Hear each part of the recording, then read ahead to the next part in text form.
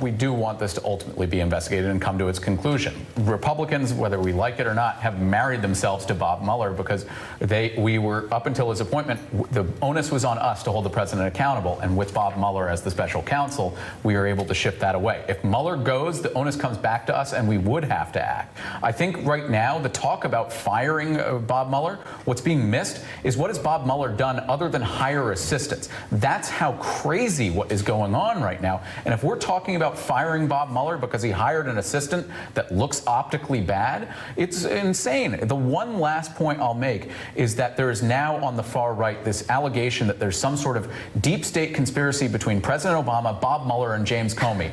And there's a photo going around from June 21st, 2013 in the Oval Office of the three of them together. And you know what happened that day? It was the day that President Obama nominated James Comey to succeed Bob Mueller. It was just a standard photo op, but that's the proof of the conspiracy. The Salem witch trials were built on more evidence than that. Evan, what are you focused on most? We know that Jeff Sessions isn't just in the hot seat with Congress, that the president is going to be watching every single thing he says, and the president certainly cares. Well, there's only one viewer that matters to Jeff Sessions, and that is the president. And so what's Jeff Sessions going to do? He's going to frustrate the committee. So you think he's doing this for the president? I think he's doing it definitely to keep his job after the reports last week that the president is unhappy that he recused himself, which is the best thing that Jeff Sessions has done as Attorney General.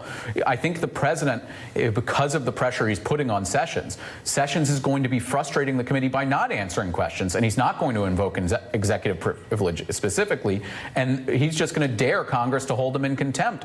And that's not going to happen because it would take months, because they'd have to go over every single question and debate whether or not it's contempt. Well, first of all, I think that Alec was wrong when he said banana republic. It's just bananas to have Dennis Rodman as the go-between. It's like if Trump fired Robert Mueller and then appointed special counsel Gary Busey. That's how crazy it is. But I think that the president early on in April, and I think Gordon will agree with me, started to hit onto a really key thing with North Korea, which is to talk to the Chinese about sanctioning Chinese banks and companies that provide the pipeline into the Western world for the North Koreans. And if we can stop that and get China leverage to do that, that would help. Who needs a Chinese bank? Dennis Rodman's trip is sponsored by a virtual weed bank. Hello.